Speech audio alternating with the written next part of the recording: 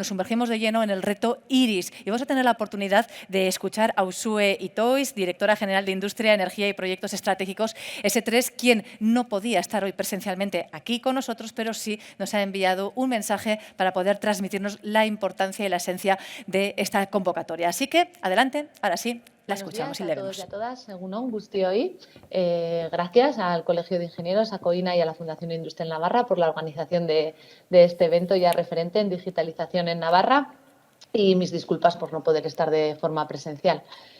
Bueno, desde el Departamento de Desarrollo Económico y Empresarial, como sabéis, a finales del año pasado actualizamos la estrategia de especialización inteligente, pasando de la S3 a la S4, con dos ejes transversales, la sostenibilidad y la digitalización.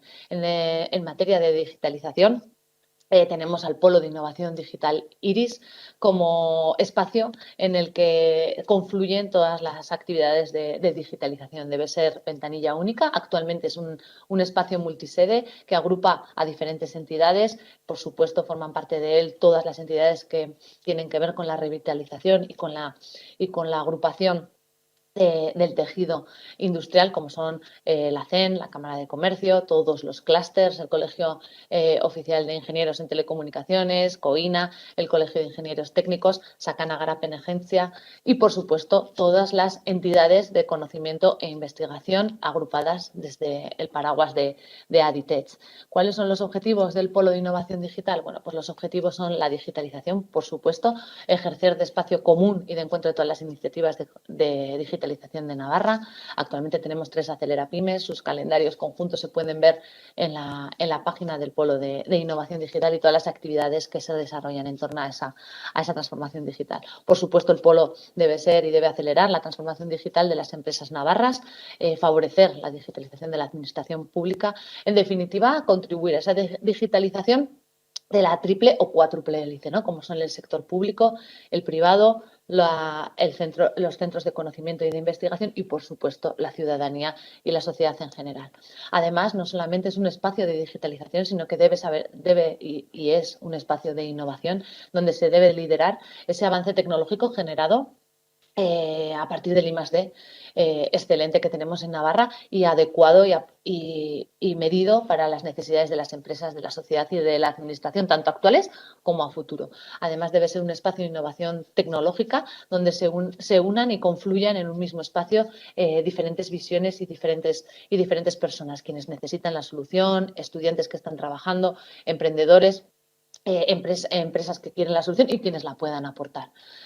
Para eso, desde el sector público y desde el Gobierno de Navarra y desde el Departamento de Desarrollo Económico haremos de engranaje para que ese encuentro suceda. Además, debe ser un espacio para el emprendimiento, debe ser un espacio en el que se fomente el emprendimiento de base tecnológica, un espacio de colaboración multinivel, como decía, etcétera. Y el Polo de Innovación, además de esta parte de tecnologías y de espacio de encuentro, tiene unas especializaciones. En Navarra, las especializaciones del Polo de Innovación se centran en datos y en inteligencia artificial, en esa supercomputación muy relacionada con el análisis de esos datos y con hacer posible esa inteligencia artificial. Por supuesto, la medicina personalizada, con la estrategia que tenemos en Gobierno de Navarra, pionera a nivel estatal, y donde también se secuencian, hay centro de secuenciación actualmente en NASECTIC, donde se estudian y se secuencian todos esos genomas que tienen mucho que ver también luego con la supercomputación.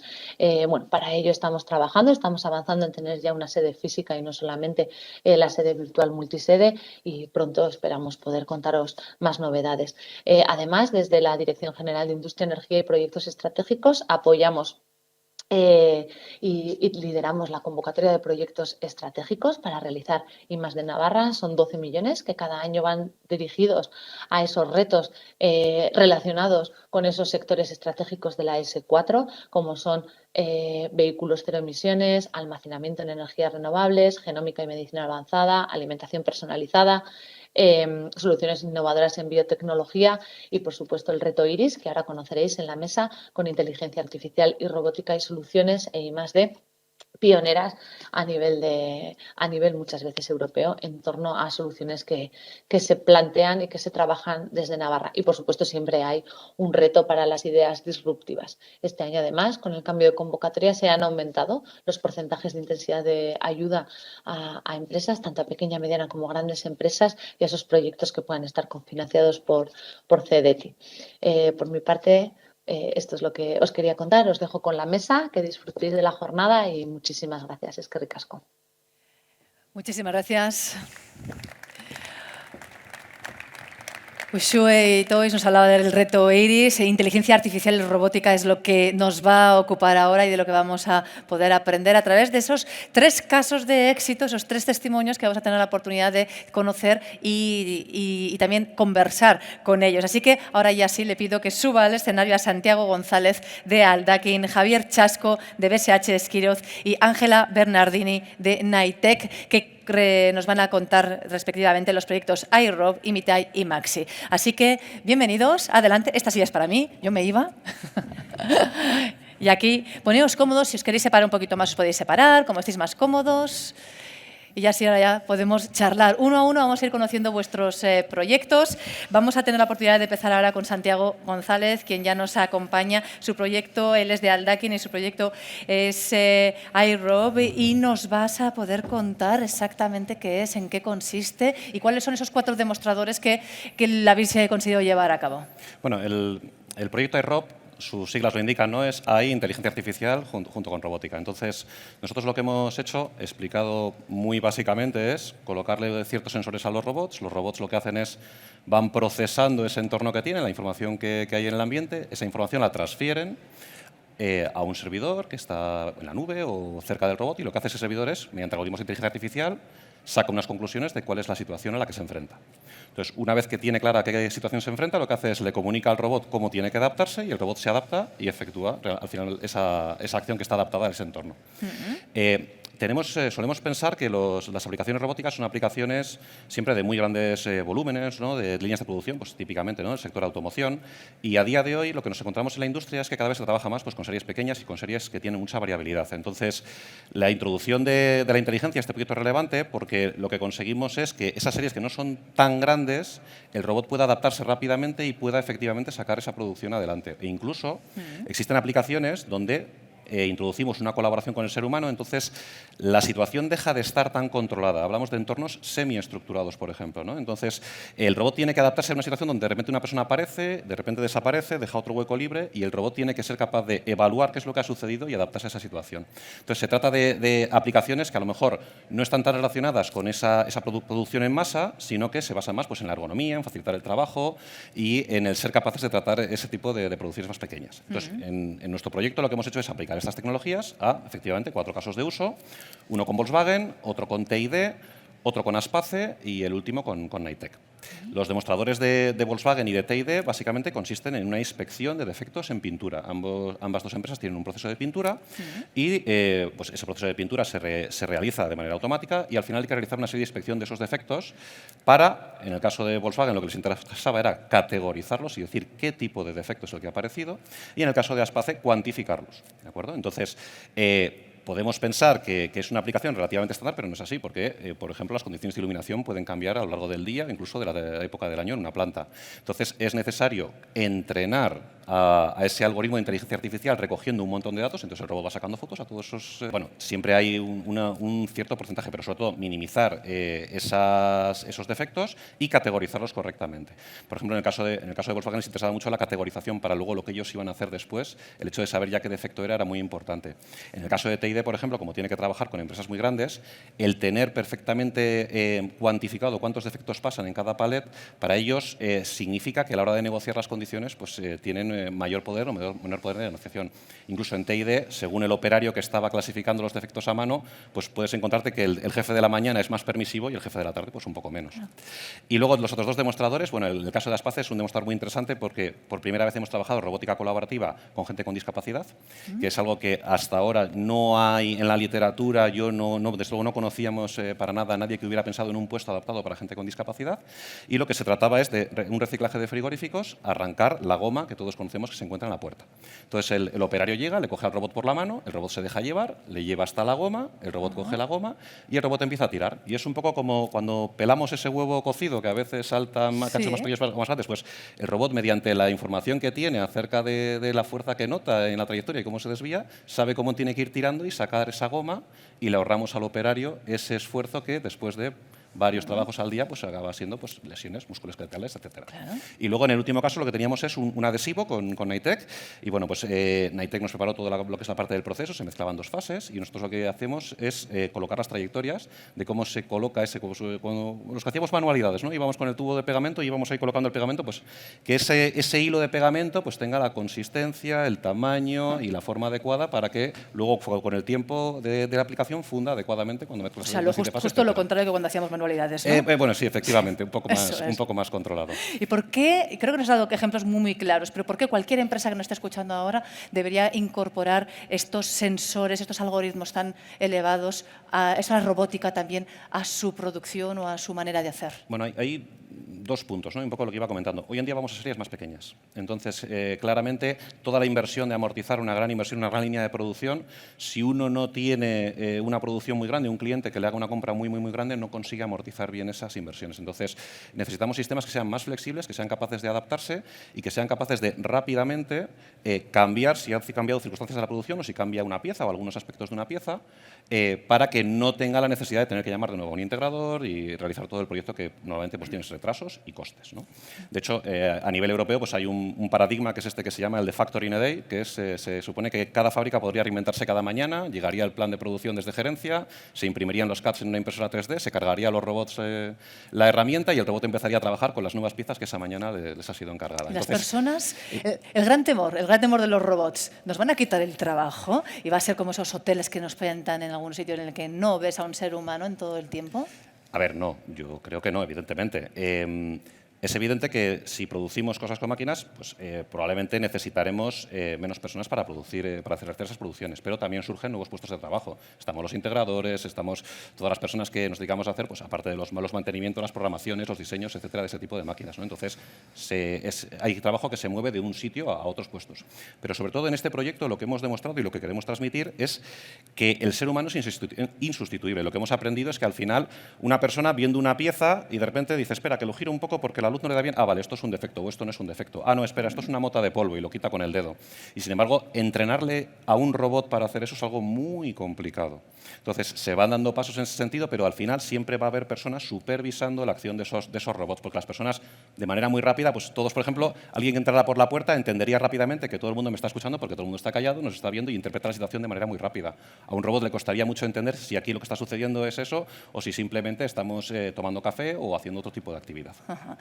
Si unimos y fusionamos la sesión de antes con la de ahora, la conciencia de datos, los datos dicen que los países que más robots tienen son los que menos desempleo tienen, es decir, que más trabajo hay, con lo cual eso también nos puede dar una pista de que los robots nos ayudan en nuestra labor y que luego eso sí generará otro tipo de trabajos que pueden ser de calidad. Ahora sí hay que estar listos, ¿no? Efectivamente, de hecho nosotros somos una pequeña ingeniería de Alsasua y bueno, pues este año, por ejemplo, pues vamos a empezar a exportar ya este tipo de tecnologías de robot, por ejemplo, vamos a hacer un proyecto en Costa Rica, o sea, estamos consiguiendo exportar lo que aprendemos en estos proyectos, porque la demanda a día de hoy de introducir datos, robots, procesos flexibles, procesos que se adapten rápidamente, pues es muy elevada a nivel mundial y desde luego pues eso genera mucha riqueza y mucho trabajo. Perfecto. Santiago, pues muchísimas gracias por traernos el proyecto iRob y por hacer que los robots sean como son y que nos ayuden. Es que ricasco. Muchísimas gracias. Es que ricasco.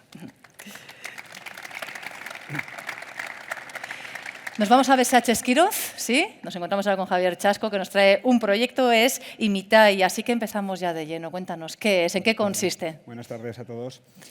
A mí me gusta empezar a contar el proyecto desde el punto en el que, desde las razones que nos llevaron a nosotros como BSH a solicitar ese proyecto, ¿vale? A proponer ese proyecto.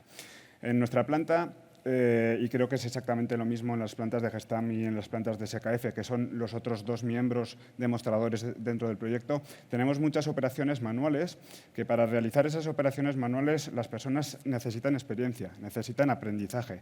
Y normalmente necesitan aprendizaje porque esas tareas son, digamos, tienen mucha variabilidad en el entorno.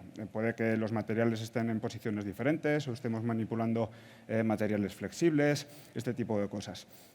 Entonces, automatizar estas tareas es algo que no sé si es imposible, pero podemos decir que es muy, muy difícil utilizando la tecnología tradicional, ¿vale?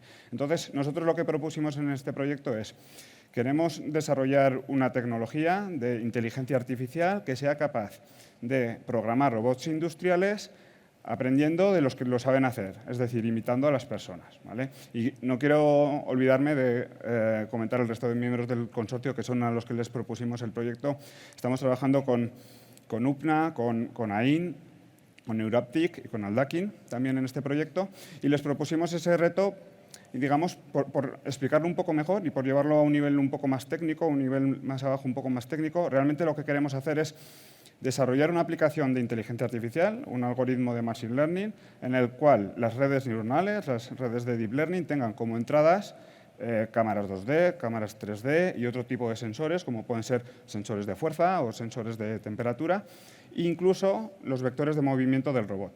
Y que la salida de ese algoritmo sea el siguiente vector de movimiento del robot. Es decir, con esas entradas intentamos predecir cuál va a ser el próximo movimiento del robot para que acabe realizando una tarea compleja, ¿vale? Bueno,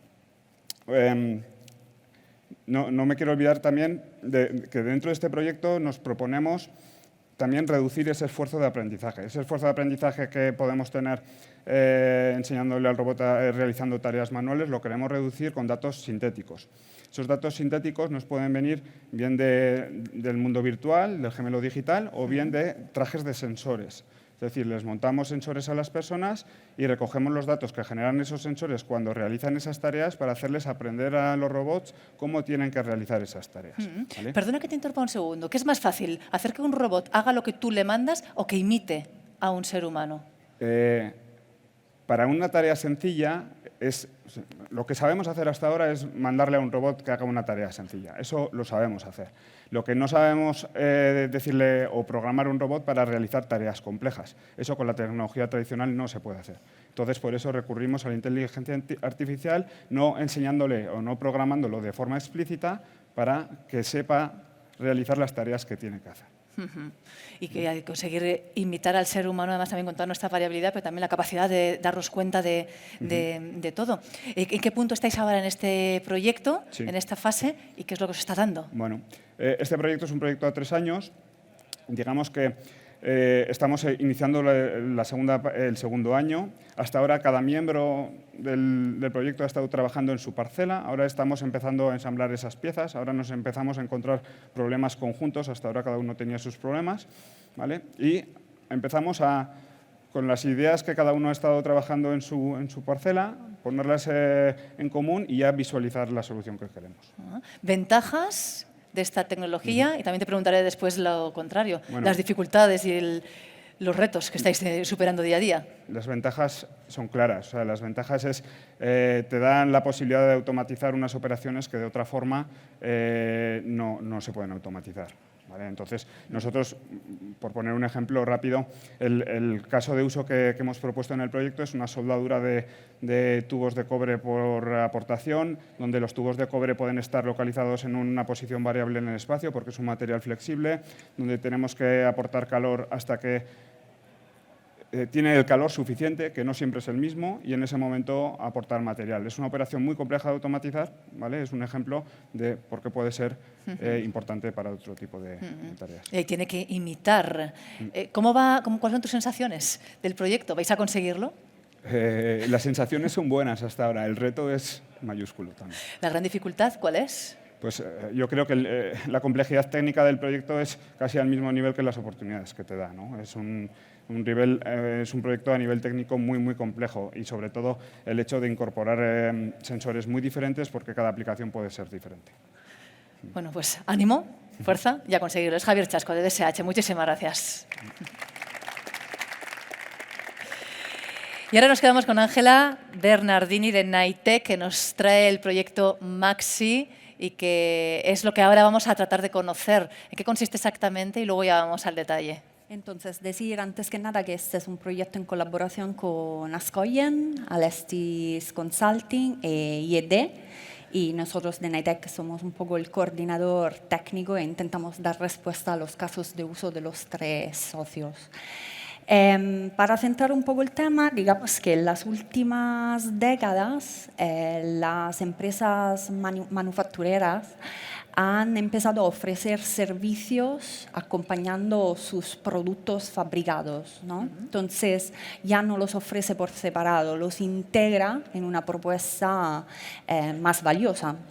Y el cliente lo recibe y lo consume como si fuera un servicio. Esa es la servitización, ¿no? ¿Nos puedes poner un ejemplo para que entendamos bien lo que es sí, un producto con servicio? Efectivamente. Por ejemplo, en el caso de uno de los socios, Ascoyen, como bien sabéis probablemente, fabrica máquinas de vending. Entonces, lo que quiere es él mismo ofrecer a los que compran sus máquinas un servicio de mantenimiento predictivo. O, por ejemplo, para sus máquinas de café, poder identificar el usuario y poderle ofrecer un café que ha elegido más veces en el pasado, ¿no? Poder ofrecerles bebidas que sabe que le van a gustar o combinaciones que probablemente le van a gustar porque hemos detectado anteriormente los gustos de ese usuario, O sea, ¿no? el camarero profesional de toda la vida que te entra y te pone ya el cortado como tú lo quieres. Exactamente, además una italiana, vamos, eso estaría perfecto. O, por ejemplo, la predicción de la demanda, ¿no? Entonces, digamos que Ascoyen además quiere un poco acercar también la inteligencia artificial, el machine learning, a lo que es nuestro uso cotidiano, nuestra vida cotidiana. Entonces, el Maxi quiere tirar un poco por ahí. Es un proyecto que ha empezado justo el año pasado. Lo que pretende es dar la posibilidad a las empresas de ofrecer estos nuevos servicios, ¿no? O mejorar servicios ya existentes gracias a la inteligencia artificial y gracias a estos datos los queremos transformar en información valiosa y sobre todo explotable, ¿no? ¿Y técnicamente cómo se hace? Técnicamente, digamos que para poder servitizar las industrias, las empresas tienen que sensorizar, es decir, hacen falta los datos. Hay poco que hacer, es un problema común en realidad. Hablamos muchos de datos, todos los queremos, pero al final hay pocos.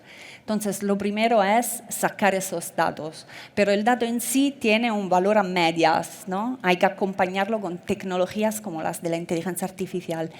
Y en los últimos años, a partir del 2018, creo que ha sido el boom del machine learning.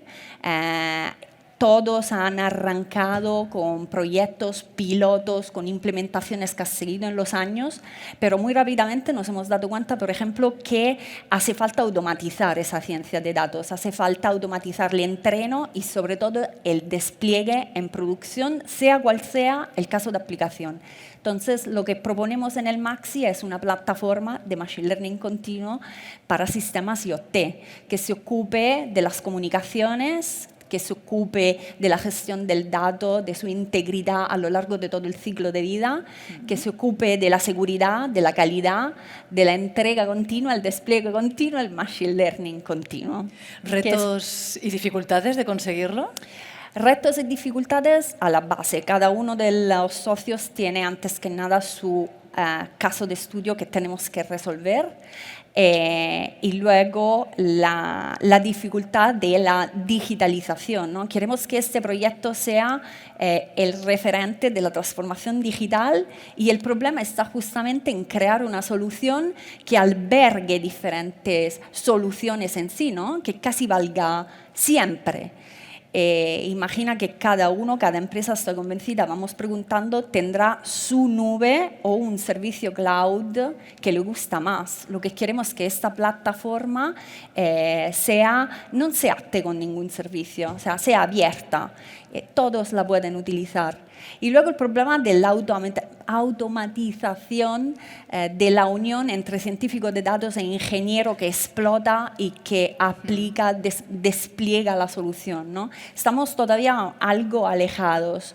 Los científicos de datos hacemos el código, luego lo lanzamos y el ingeniero es el que se pega en su despliegue. Queremos acortar esto, ¿no? Queremos que entren continuamente datos porque el entorno cambia. Si el entorno cambia, ese modelo ya no va a funcionar. Claro. Entonces, que sea una entrega continua de información, una automatización de estos modelos a través del Machine Learning continuo, el paradigma que ahora os sonará, que se llama MLOps, y el despliegue continuo. ¿Y cómo serán las máquinas del futuro de vending? Increíbles. He probado un café donde empiezan a ajustar... no, igual estoy hablando demasiado, donde empiezan a ajustar diferentes parámetros y he cerrado los ojos, estaban cerca del Coliseo, increíble. Qué bueno. Serán súper inteligentes, seguro. Esto no es hablar demasiado, no le vamos a meter a Ángela ahora en un jaleo. Sí, me voy a meter en un ahora lío. ya tenéis máquinas en Azcoyen, o ya tienen con eye tracking, o sea que tú puedes pedir el café simplemente mirando, sin tocar el botoncito. Exacto, sí, es una opción. Es una opción, punto. No voy a tirar, que luego me llevo aquí broncas, pero sería una buena oportunidad, no reprimo. Sí. Bueno, pues son las oportunidades que nos brindan la robotización, la inteligencia artificial, todas unidas. Vuestro paso por el programa, por la convocatoria de ayudas, por el reto IRIS, ha sido satisfactorio, ¿no? Por lo que deduzco de vuestras palabras y de vuestro entusiasmo. Siempre, de hecho, bueno, con Santi tenemos otros proyectos. Sí. ¿Tenéis más proyectos? Juntos. Sí, bueno, sí, a ver, nuestra experiencia es satisfactoria. Como siempre, hay que decir que estos son proyectos de I+D y los proyectos de I+D pues siempre tienen bastante riesgo y bueno, pues al final te tiras un poco a la piscina e intuyes por dónde va la solución, pero no hay respuestas claras y a veces pues te desorientas, a veces no llegas exactamente donde tú pensabas, llegas a otro sitio, entonces... aceptando eso, que es lo que hay que entender, que D+D es una actividad en ese sentido pues, que tiene cierto riesgo, el hecho de que haya un programa que nos permita a las empresas lanzarnos a esa piscina, porque si no, claro, es muy difícil, ¿no? A nivel privado, no por nada, sino simplemente cuando llega la gente de contabilidad, pues te hace las cuentas del dinero que inviertes en ciertas actividades y siempre se espera pues, un retorno, ¿no? Entonces, estos programas nos animan a dar el paso porque intuimos que hay algo que puede funcionar, pero... nos da ese pequeño gas, ¿no? para poder lanzarnos, poder intentar resolver esos problemas, ¿no? Y luego, al final, pues bueno, ver esos resultados es satisfactorio al ver que siempre hay cosas que son como tú las pensaste, hay cosas que han cambiado y te han hecho cambiar tu manera de entender el problema, que eso también es una cosa muy bonita, y luego hay puntos donde ves que es difícil o no se sabe si llegarás algún día o no se llegará. Pero también hay descubrimientos que se han hecho precisamente por errores o por no haber llegado al lugar. O sea, que es decir, que mientras experimentas y pruebas, puedes descubrir algo que te cambie la vida. Es la evolución. Sí. Es la evolución, la evolución. En este área el error no tiene que ser una opción, tiene que ser casi obligatorio. Tienes que fallar y tienes que seguir hacia adelante, porque si solo piensas en el retorno en este área de innovación, no continúas. Y lo bueno que tiene este programa, que es lo que ha comentado el compañero, es que te permite probar y fallar también. Y darle ese rasgo positivo al fallo, que es el aprendizaje, es necesario. Nadie nació y sabía esquiar, te tienes que dar golpes una tras otra hasta hacer algo medianamente digno, ¿verdad? ¿Aconsejarías, Ángela, a otras empresas que se puedan plantear acceder a esta convocatoria de ayudas? Hombre, por supuesto. Nosotros, por ejemplo, ya este año hemos propuesto otro proyecto. Siempre intentamos, porque sí, es muy difícil, saliendo de este tipo de marco de trabajo, poder hacer este tipo de desarrollo, ¿no? Por cualquier empresa, hablamos también de dinero, quiero decir, el poderse confundir y el poder errar es complicado, ¿no? De asumir. Entonces, este tipo de convocatoria para hacer una I+D estratégica son indispensables. Sobre todo también unir diferentes tipos de entes, diferentes tipos de organismos, un organismo como nosotros, con empresas privadas, poder entrelazar diferentes conocimientos. Yo misma pues soy experta en ciertos temas, pero me puedo perder con la robótica o con temas de agro, pero la unión seguro que hace la fuerza, ¿no? En estos tipos de proyectos. Sin ello sería imposible. es sumar talento, como hoy mismo Claro. aquí habéis hecho. Así que mil gracias Claro. por habernos contado vuestro testimonio, vuestra experiencia y vuestra proyección de futuro, que se ve interesante. Muchas gracias. Gracias. Gracias.